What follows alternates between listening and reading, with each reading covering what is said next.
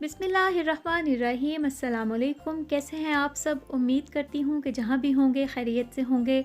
आज मैं आपके लिए रेसिपी लेके आई हूँ बर्गर बन की, या आप इनको एज़ अ डिनर रोल भी इस्तेमाल कर सकते हैं। बहुत सिंपल सी रेसिपी है, बहुत आसानी से बन जाती है। तो चलें आए इसको बनाना शुरू करते हैं। मैं 1 केजी मैदे के हिसाब से आपको क्वांटिटी बता रही हूँ। तो 1 केजी मैदे में जाएगा 25 ग्राम ख़मीर,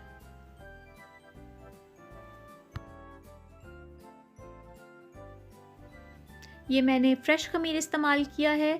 तो सबसे पहले इसको थोड़ा सा मिक्स कर लेते हैं। इसको मिक्स करने के लिए मैं इसमें थोड़ा सा पानी शामिल करूँगी, और पानी के इक्वल ही मैं इसमें दूध शामिल करूँगी। इसमें जाएगा 1 टेबलस्पून सॉल्ट और 4 टेबलस्पून चीनी। चीनी की क्वांटिटी आप कम या ज़्यादा कर सकते हैं। अगर आप चाहते हैं कि आपके जो बन हैं वो थोड़े ज़्यादा मीठे हों, तो आप चीनी की क्वांटिटी 5 से 6 टेबलस्पून भी कर सकते हैं। और इसमें जाएंगे 2 टेबलस्पून ऑलिव ऑयल। आप ऑलिव ऑयल के अलावा भी कोई सा भी ऑयल जो है वो इस्तेमाल कर सकते हैं। अब हमने इन सारी चीज़ों को मिक्स कर लेना है, ताकि जो हमारा ख़मीर है वो अच्छे से इस पानी में और दूध में जो है वो मिक्स हो जाए।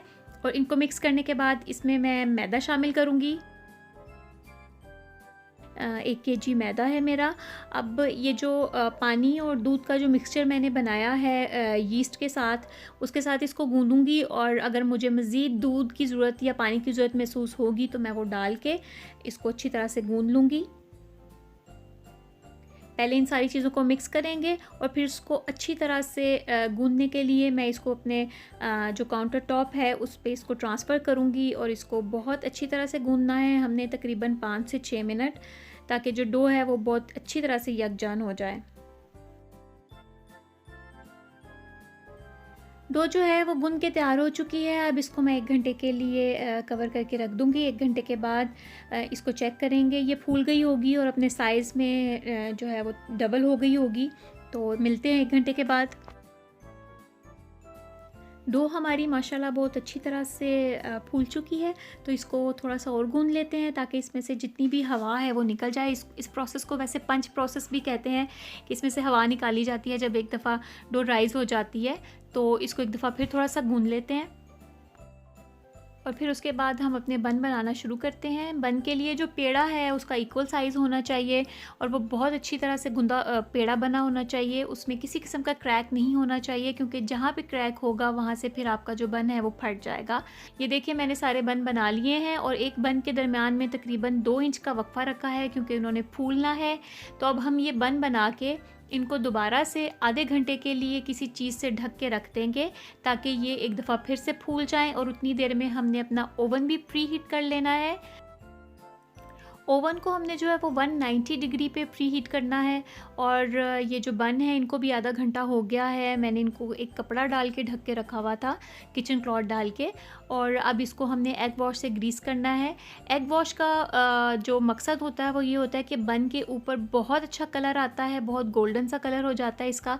तो हमने ग्रीस कर लेना है अच्छे तरीके से अपने सारे बन्स को एग वॉश से। और फिर इसके ऊपर हमने सफ़ेद तिल जो हैं वो डालने हैं। अगर आप नहीं डालना चाहते तो आप ये स्टेप स्किप भी कर सकते हैं, या आप कलौंजी सीड्स भी डाल सकते हैं। तो ये डालने के बाद इसको हम बेक करेंगे 190 डिग्री पे 15 टू 17 मिनट के लिए। हर ओवन की जो हीट है वो वेरी करती है, तो इसलिए जो है वो मैंने आपको 15 टू 17 मिनट्स बताए हैं। तो मेरा जो ओवन है उस पे ये परफेक्टली तैयार हो गए हैं 15 मिनट में 190 डिग्री में। और बहुत अच्छी खुशबू आ रही है, बहुत मज़े की। इनसे आप बर्गर्स बनाएं, या इनको एज अ डिनर रोल इस्तेमाल करें। आप मेरे चैनल को सब्सक्राइब करें और बेल आइकन का बटन दबाना ना भूलें, ताकि मेरी आने वाली हर नई वीडियो का नोटिफिकेशन सबसे पहले आपको मिले। फिर हाजिर होंगी, तब तक के लिए अल्लाह हाफ़िज़।